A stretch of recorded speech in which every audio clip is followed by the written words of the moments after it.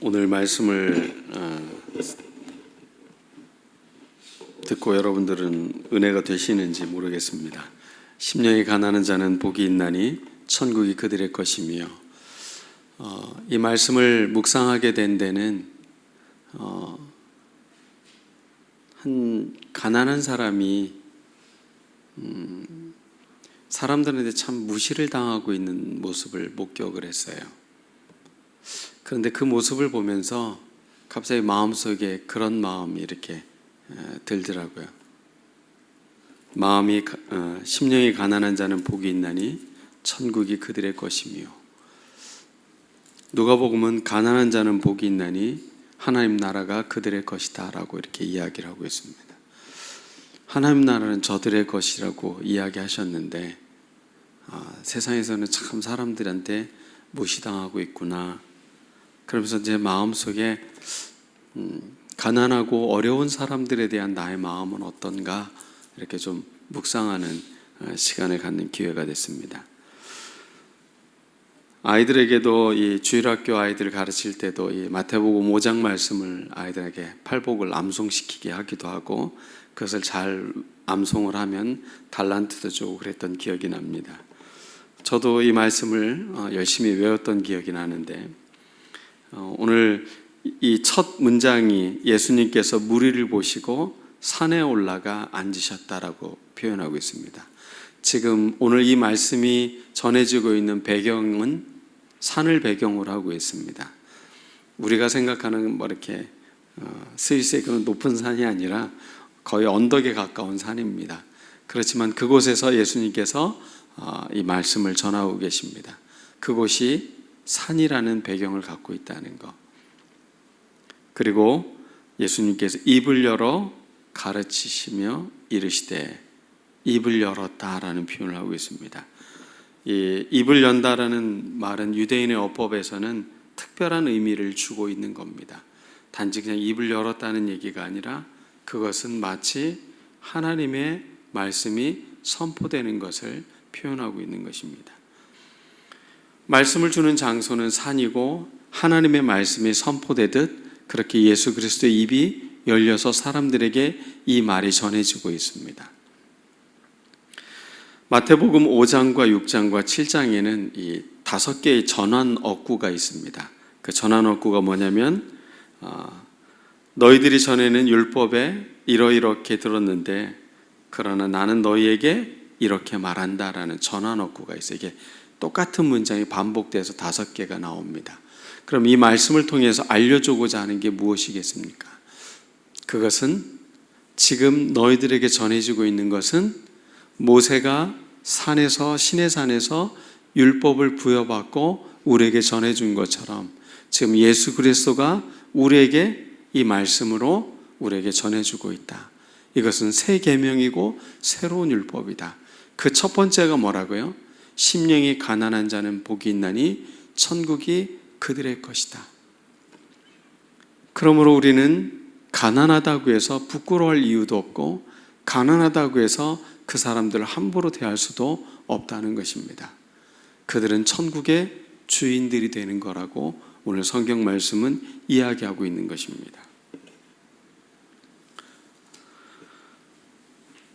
마치 모세오경을 새롭게 해석하는 것처럼 산상수훈의 메시지는 우리에게 다소 좀 놀라운 메시지가 전해지고 있습니다.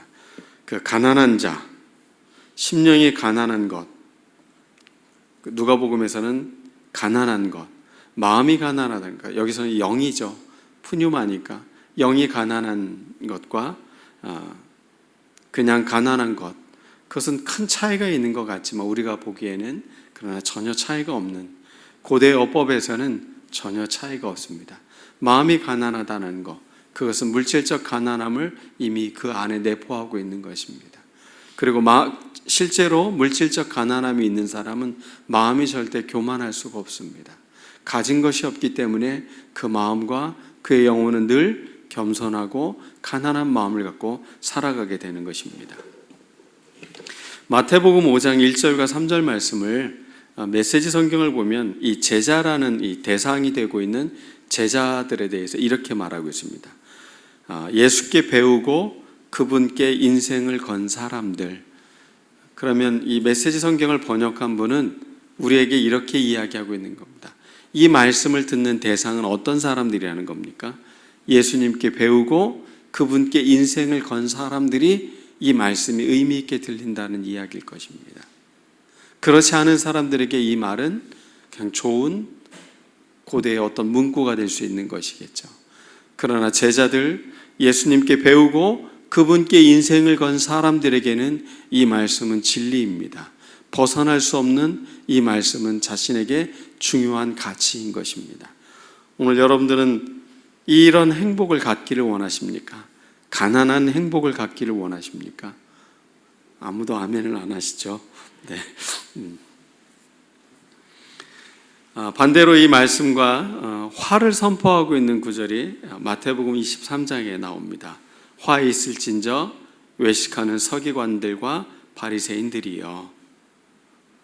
이 사람들은 화가 있다고 말하는 이유가 뭐냐면 외식하기 때문에 그렇다는 겁니다. 서기관과 바리새인은 율법의 사람들이었습니다. 하나님의 말씀을 잘 가르치는 사람들이었습니다.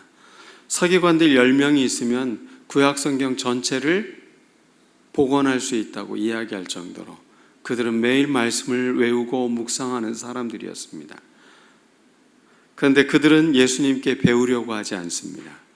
예수님에게 인생을 걸기는커녕 오히려 예수님을 죽이려고 하는 사람들이 서기관과 바리새인들이었습니다. 그들의 마음은 절대 가난한 마음이 될 수가 없습니다. 그들의 심령은 가난한 마음이 아니라 너무 많은 것을 갖고 있기 때문에 예수님을 죽이려고 하고 있다는 것입니다. 오늘날도 많은 사람들이 가난하고 약하고 소외된 사람들을 보면 함부로 대하는 사람들이 있습니다. 전쟁이 왜 일어나는 거겠습니까? 상대가 좀 어느 정도 된다고 생각하면 전쟁이 잘 일어나지 않습니다. 그러나 내가 저 나라 정도는 쉽게 얻을 수 있을 거야 라고 생각하면 전쟁을 벌이는 겁니다. 그걸 통해 뭔가 얻을 수 있다고 생각하기 때문에 그러는 것이겠죠. 그런 마음에는 가난함이란 있을 수 없는 것입니다. 그런데 문제는 우리는 너무 자본주의에 익숙한 삶을 살고 있다는 겁니다. 천국 백성의 삶보다는 우리는 자본주의의 삶에 더 익숙해 있는 게 우리들의 현실입니다. 그건 여러분의 뿐만 아니라 목사인 저 역시도 여전히 이런 마음의 구조 속에 살고 있는 것을 바라보게 됩니다. 우리의 바람은 어떻습니까? 이 땅에서 집도 마련하고 좋은 차도 타고 아이들도 잘 키우고 선한 일에 기부도 하고 또 해외여행도 가고 좀 뭔가가 있어서 그런 것들을 좀 나누고 베풀고 싶은 삶들을 여러분 모두가 살고 싶을 것입니다. 그러나 예수님 당시에 이 말씀이 전해졌던 당시는 로마의 식민지 사회였습니다. 자유도 빼앗겼을 뿐만 아니라 그들이 번 모든 것들도 대부분은 세금으로 빼앗겼습니다. 경제적인 궁핍은 그 보편적인 당시 예수님이 살던 그 사람들의 삶은 모두 가난하고 힘든 삶을 살고 있었다는 것입니다. 당시 사람들에게는 이 말씀은 굉장히 큰 은혜가 됐을 것 같아요. 심령이 가난한 자는 복이 있나니 천국이 너희의 것이다.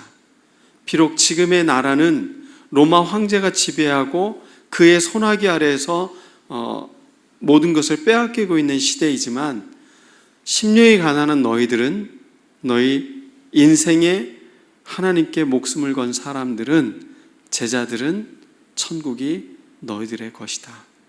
비록 지금 너희들이 가난하고 자유를 빼앗기고 힘든 것 같겠지만 너희들은 하나님 나라를 소유한 사람들이다.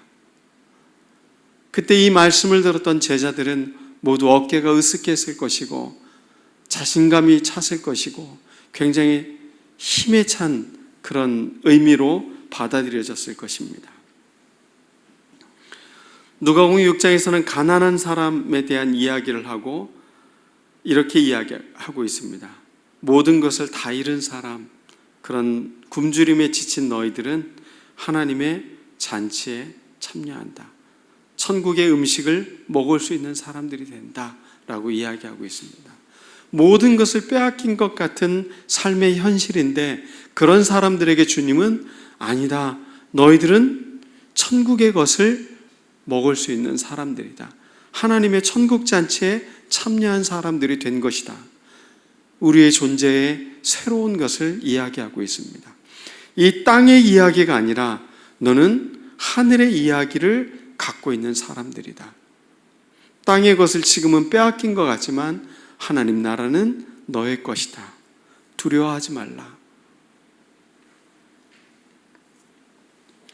심령이 가난한 사람은 어떤 것인지 오늘 말씀을 통해서 우리 세 가지만 보겠습니다. 이러한 삶을 살아가는 삶이 심령이 가난한 삶이겠구나. 오늘 말씀을 듣고 여러분들이 깨닫는 우리가 됐으면 좋겠습니다. 먼저 첫 번째로는 심령이 가난한 사람은 회개의 사람입니다. 하나님을 향해 돌이킨 사람들입니다. 자신의 삶의 길이 아니라 하나님을 향해 자기의 인생을 건 사람들, 그게 바로 회개의 사람들인 것입니다. 회개한다는 것은 예수님께서 처음 메시지를 전한 선포이기도 합니다. 예수님의 첫 메시지는 회개하라, 천국이 가까이 왔다. 지금 천국이 너희들 손에 잡을 만큼 아주 가까이 와 있다. 그러니 너희들이 회개하면 천국을 뭐 할 수 있다는 겁니까? 붙잡을 수 있다는 것입니다. 심령이 가난한 자, 그러한 사람 바로 회개한 사람입니다. 회개한다는 것은 무엇입니까? 내가 지금 살아가는 삶의 방식이 잘못됐습니다. 내 인생의 목적지가 잘못된 곳에 지금 포커스가 맞춰져 있습니다. 내 삶을 하나님께로 돌이키겠습니다. 이게 회개하는 삶인 것입니다. 오늘 여러분들이 이 회개하는 사람이 되기를 원합니다. 그래서 심령의 가난한 축복, 하나님의 나라를 소유한 여러분들 모두가 되기를 원합니다. 회개를 한다는 것은 겸손한 마음에서 오는 것입니다. 영적으로 파산된 자임을 인정하는 것입니다. 자기의 힘으로 가능성이 없음을 인정하는 것이 회개인 것입니다. 회개는 이렇게 살면 안 된다. 그러면서 심각하게 자기의 삶의 것을 고민하고 그것을 주님의 길로 돌이킨 사람들이 회개한 사람들입니다. 눈물 조금 흘리고 하나님 잘못했습니다. 용서해 주세요. 말하는 게 회개가 아니라는 겁니다. 회개라는 것은 삶의 근본적 방향이 바뀌어졌다라는 것을 말하고 있는 것입니다. 영혼이 가난한 사람은 오직 하나님만을 바라보는 것입니다. 자기의 인생의 목적지가 이제는 예수 그리스도가 되는 것입니다. 그래서 그분을 통해 우리의 삶의 모든 가치를 두는 겁니다. 내가 사는 것도, 내가 일을 하는 것도, 내가 건강하게 삶을 살아가는 분명한 것은 하나님의 영광을 위해서, 하나님 나라의 의를 위해서, 그의 나라를 위해서 우리는 삶을 살아가는 것이라는 겁니다. 유진 피터슨 목사님은 이것을 이렇게 번역을 했습니다. 벼랑 끝에 서 있는 너희는 복이 있다. 가난한 것을 벼랑 끝에 서 있다라고 번역을 했습니다. 너희가 작아질수록 하나님과 그분의 다스림은 커진다. 하나님 나라, 하나님의 다스림, 하나님의 통치는 내가 작다고 여길 때, 내가 벼랑 끝에 서 있다고 했을 때, 그때 가장 가깝게 우리에게 임한다는 것입니다. 여러분, 이런 것이 복이라고 말하고 있는 것이, 우리가 이 땅에서 누리는 진짜 행복은 무엇이라고요? 하나님 나라의 다스림, 하나님 나라의 통치 가운데 우리의 삶을 살아간다는 겁니다.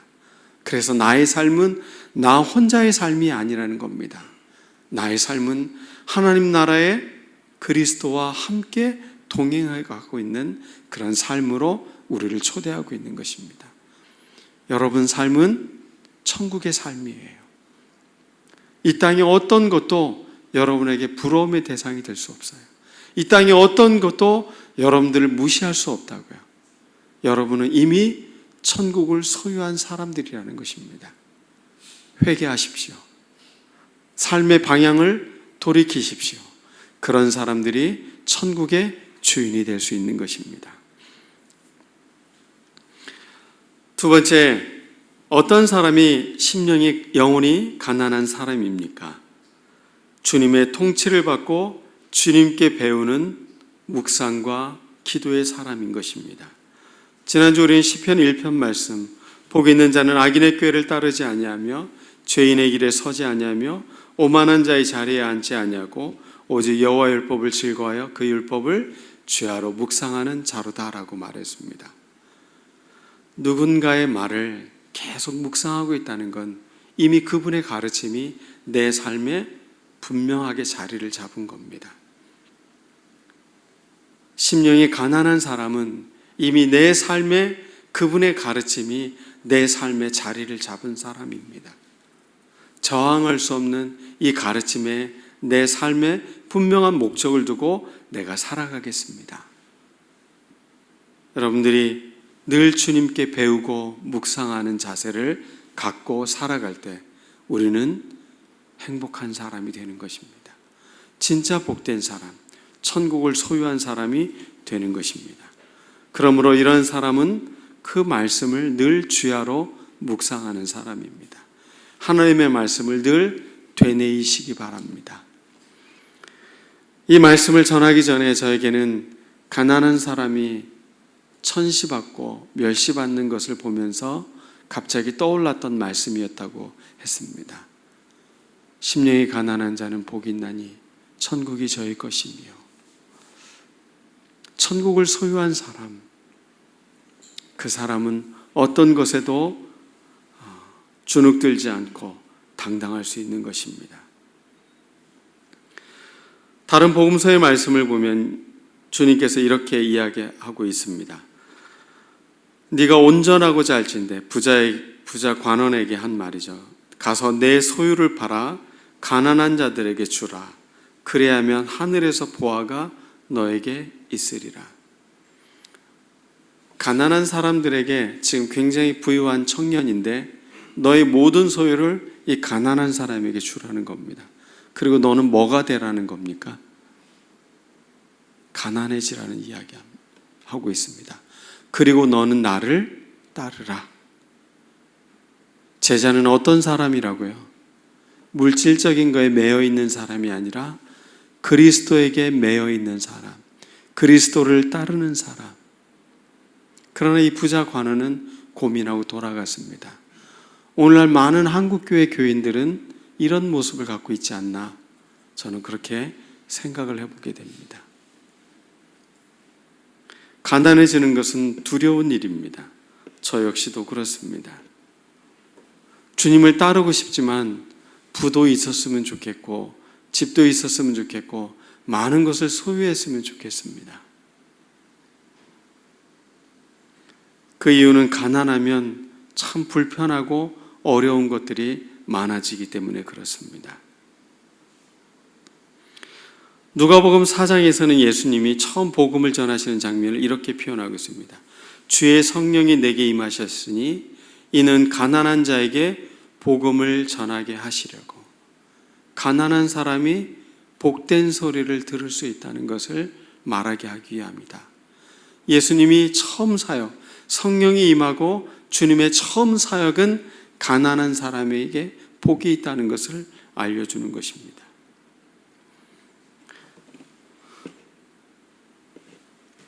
이 말씀의 배경이 되고 있는 것은 이사야서 말씀입니다. 가난한 자에게 복음을 전하게 하시려고 내게 기름을 부으시고 나를 보내사 포로된 자에게 자유를, 눈먼 자에게 다시 보게 함을 전파하며 눌린 자를 자유케 하고 주의 은혜의 해를 전파하게 하려 하심이라. 이게 이사야서에 나오는 말씀입니다. 이 은혜의 해를 전한다라는 것은 희년이라는 것입니다. 50년마다 반복되어지고 있는 것. 그래서 한 세대의 부채와 모든 것들이 다 원상복귀되는 은혜의 해가 바로 희년인 것입니다. 이 희년이 만약에 유대 사회에 계속 전통적으로 지켜져 왔다면 이 이스라엘 안에는 노예가 생길 수가 없습니다. 한시적인 노예일 뿐이에요. 비록 가난하고 힘들어서 그 사람에게 노예의 삶을 살고 있지만 적어도 자신의 자손들은 자유민으로 살아갈 수 있는 거예요. 왜냐하면 원상복귀돼서 그 조상들에게 물려받은 그 땅을 고스란히 자녀들이 물려받기 때문에 그렇습니다. 그러면 이 희년이 선포되면 가난한 자들은 이것이 무엇으로 들리겠습니까? 복음으로 들릴 것입니다. 원상복귀 된다는 것입니다. 우리의 인생의 진짜 원상복귀는 무엇일까요? 하나님이 태초에 사람을 창조했던 그 본래의 선한 삶에 하나님의 통치, 하나님과 늘 동산을 거닐던 그때를 우리가 그릴 것입니다. 그것은 바로 하나님 나라의 원형인 것입니다. 우리가 하나님 나라 백성으로 이 땅의 삶을 살아간다면 우리에게 주어진 모든 것들이 다 우리에게 주어지는 것입니다. 자연의 모든 만물이 다 하나님의 것입니다. 세상 사람들은 그 조금 한번 몇십억 얻었다고 큰 부자라고 생각하는데 그렇지 않다는 거예요. 이 세상의 모든 것들은 하나님 나라의 것이라는 겁니다.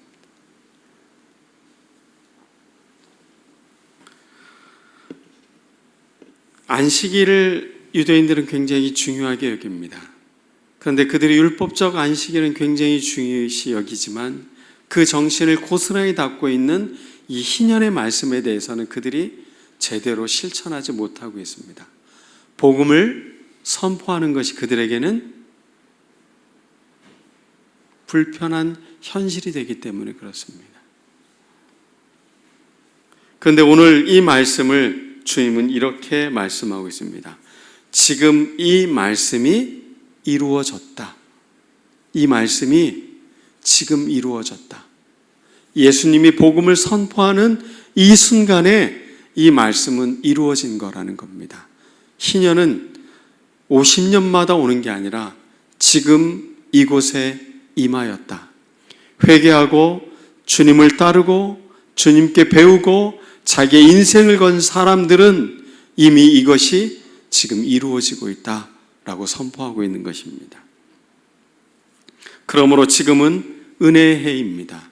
하나님 안에 거한 사람들은 진정한 행복을 가진 사람들이라는 것입니다. 가난한 사람들이라는 것, 고대 사회에서는 많은 어려움을 겪은 사람들이었습니다. 많이 무시를 당했습니다. 특히 바리새인들은 이 가난한 사람들을 향해서 늘 함부로 했습니다. 하나님께 헌금도 드리지 못하고 자기의 삶에 아무것도 드릴 것이 없는 그런 사람들이라고 그들은 무시하며 함부로 했습니다. 그러나 오늘 주님은 분명히 말하고 있습니다. 가난한 사람이 천국이 그의 것이다.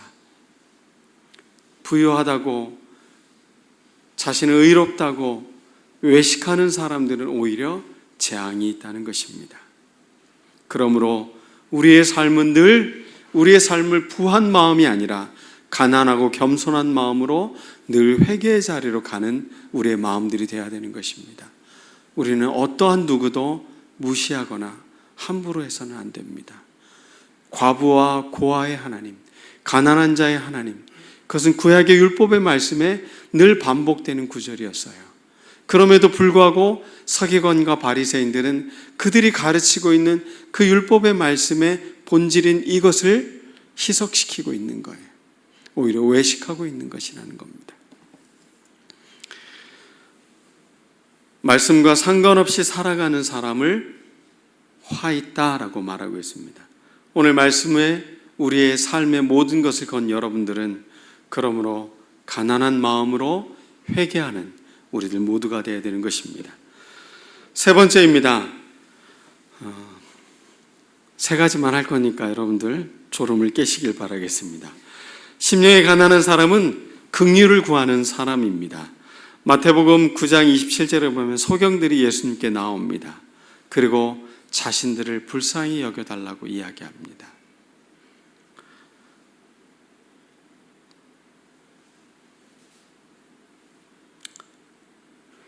불쌍히 여겨달라.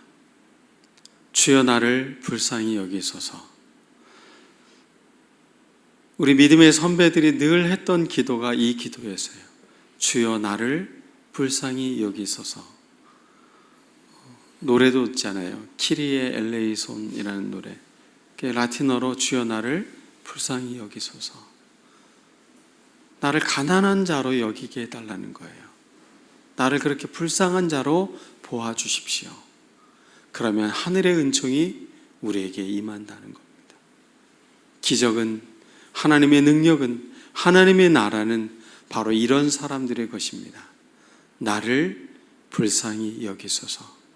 그때 하나님은 우리를 긍휼히 여기신다는 겁니다. 마태복음 15장에 보면 수로보니게 여인이 나옵니다. 개들에게 비유하는 그런 모욕적인 발언을 듣고도 그녀는 예수님께 매달리는데 이렇게 이야기합니다. 부스러기라도 먹지 않습니까? 자기의 존재가 지금 부끄럽고 불쌍하고 한없이 연약한 존재이니 나는 주님께 매달릴 수밖에 없습니다. 그리고 부스러기만이라도 나는 얻고 싶습니다. 그런데 이 여인은 어떤 사람이라고 칭찬을 받습니까? 이만한 믿음을 본 적이 없다는 겁니다. 당시에 유대 사회에 있던 모든 사람보다 이 이방 여인의 믿음이 더 크다고 말을 하고 있습니다. 가장 비참한 존재로 자기를 고백한 여인이 가장 믿음이 큰 여인이라고 칭찬을 받고 있는 것입니다.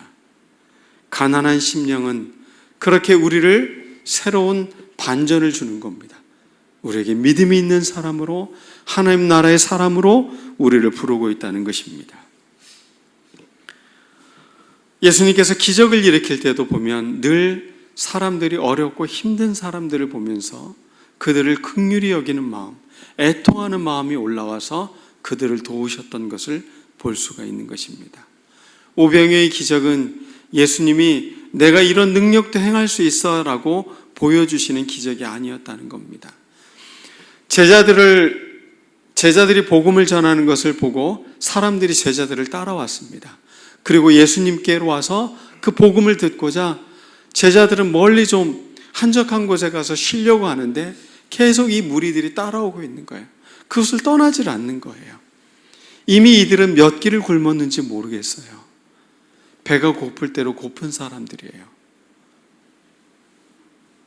저들을 흩어서 보내면 이 사람들이 가다가 기진해서 쓰러질까 걱정을 해서 주님이 이 오병이의 놀라운 기적을 일으키신 거예요. 우리는 기적, 하나님 나라의 놀라운 일들이 일어나는 것이 이 비밀이 있다는 것을 알아야 돼요. 마음이 가난한 사람, 나를 불쌍히 여겨달라고 그렇게 간청하는 사람들이 바로 하나님 나라의 능력을 경험하게 된다는 것입니다. 그러면 우리는 어떻게 해야 됩니까? 가끔 신방을 갈 때 성도님들이 교회를 나오지 않거나 어려운 일이 있어서 신방을 가면 경제적인 문제하고 많이 연관되어져 있더라고요. 지금 삶이 너무 힘들어요. 너무 힘들어서 믿음도 자기가 갖고 있는 가치도 자꾸 힘들다고 느껴지는 그런 고백을 하는 것을 들어왔습니다. 경제적인 문제는 그만큼 우리에게 중요한 것입니다. 어느 누구도 가난함을 원치는 않습니다. 그렇지만 심령이 가난한 사람의 그 마음가짐으로 늘 하나님 앞에서 살아가는 것은 무엇보다 중요한 것입니다. 일하지 말라는 게 아닙니다. 우리가 부지런히 살라는 이야기가 아닌 것입니다. 가난하게 되라는 이야기가 아닙니다. 그 존재의 중심에 무엇이 중심의 자리를 잡고 있냐가 중요한 것입니다. 심령이 가난한 자는 복이 있다라고 말하고 있습니다. 천국이 저희 것이다. 두 번째는 더 기가 막힙니다. 애통하는 자는 복이 있나니. 여러분, 눈물 흘리고 통곡하고 있는 사람이 복이 있다는 이야기가 어떻게 복이라고 들리겠습니까? 그러나 그 사람은 땅을 기업으로 받게 될 것이다. 땅과 하늘, 이 모든 것은 하나님이 지으신 것입니다. 하나님의 것입니다. 이 마음가짐으로 살아가는 사람이 하나님의 것을 소유하게 되는 것입니다.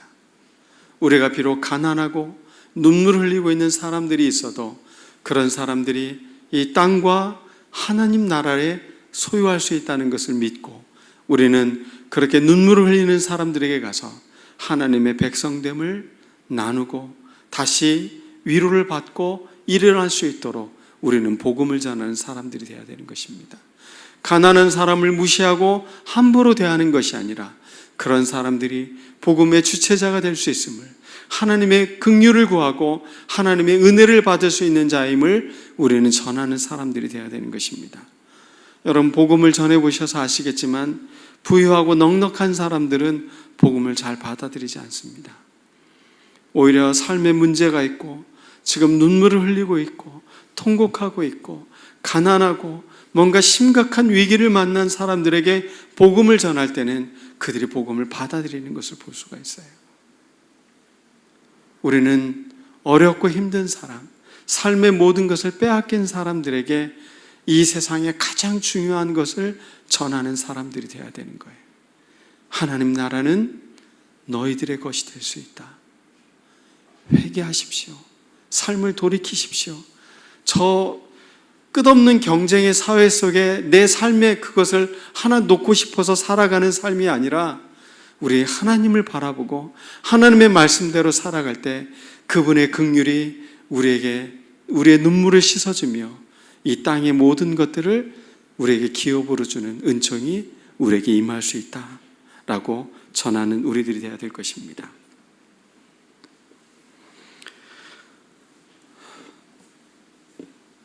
하나님 나라는 아무것도 가진 것이 없지만 하나님을 소망하며 하나님을 유일한 희망으로 갖고 살아가는 사람들입니다. 그런 사람들에게 주어지는 행복, 이 8가지 복은 우리에게 충만하다는 것입니다.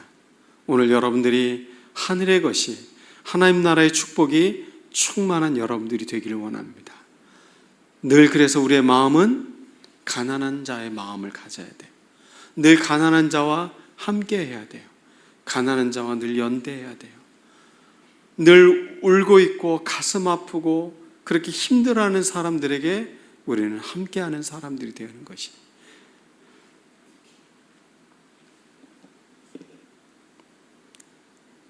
말씀을 전하면서 가난해서 참 많은 것을 빼앗겼던 기억이 납니다. 때로는 건강을 잃기도 합니다. 너무 무리해서 뭔가를 하기 위해서. 때로는 많은 시간을 허비하기도 합니다. 그 조금의 돈을 벌기 위해서 굉장히 많은 시간을 힘겹게 노동을 하기도 합니다. 또 불필요한 노력을 강요받기도 합니다. 가난이 주는 타격감은 참 큽니다. 그것은 그렇게 살아봐서 여러분 모두가 다 알 수 있을 것입니다. 상실감, 때로는 환경적인 냉대와 비판, 사람들이 나를 약간은 이렇게 내려보는 듯한 그런 시선들을 경험할 때 가난은 참 불편한 것이 됩니다. 그러나 우리는 천국 백성입니다. 우리는 주기도문의 기도를 매일 묵상합니다.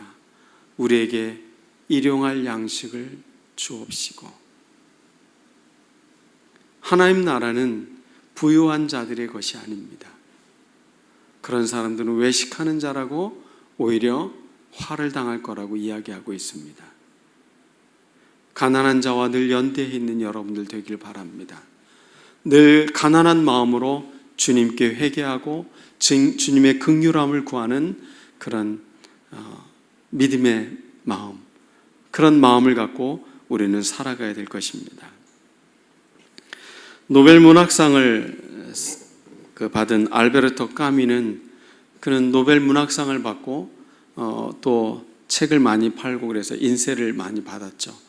그리고 그것으로 그는 파리 인근에 있는 별장에 좋은 집을 짓고 살았습니다. 그러나 3년도 그곳에 지내질 못하고 그 교통사고가 나서 이 플라타나스 가로수를 들이받아서 그 자리에서 죽게 됩니다. 47살이라는 안타까운 나이에 죽었습니다. 많은 부와 명예와 그 많은 영향력들을 가진 사람이었지만 그가 갖고 있는 부는 3년을 채 누리질 못했습니다. 반면에 노벨 평화상을 받은 슈바이처 박사는 그의 전 재산을 한센병 환자를 위해서, 그러니까 나병 환자들을 위해서 병원과 병실을 지었습니다. 하나님 나라를 소망하는 사람, 슈바이처 박사는 굉장한 오르가니스트였습니다. 파이프 오르간을 굉장히 연주를 잘하는 사람이었습니다. 우리는 그를 의사로만 기억하는데 그는 굉장히 뛰어난 연주가이기도 했어요. 근데 이 사람이 연주할 때는 언제냐면 아프리카에 뭔가 돈이 필요할 때 고국에 와서 연주를 했어요. 그런 연주한 것을 갖고 다시 그곳에 병원을 짓고 도움을 주는 일들을 했습니다. 우리가 이 땅의 삶을 살아가는데 어떤 삶을 살고 싶습니까? 경쟁하고 저 뾰족한 탑 위에 내가 먼저 올라가겠다고 그러한 삶을 살아가는 게 인생의 행복은 분명 아닐 것입니다. 이 세상의 모든 만물, 우주를 창조하신 그분께서 우리를 초대하고 있습니다. 하나님 나라는 너의 것이다. 경쟁이 아니라 가난한 자들과 울고 있는 자들과 마음을 같이하며 나의 마음을 늘 높은 데 두지 않고 늘 하나님의 은총과 긍휼을 구하면서 살아가는 삶의 태도, 그 삶을 잃어버리지 않는 우리들의 삶은 진실로 놀라운 삶이 될 것입니다. 그리고 우리가 삶을 돌이켜보고도 나의 삶은 참 행복했다. 이게 모두 우리의 고백이 되기를 원합니다. 기도하겠습니다.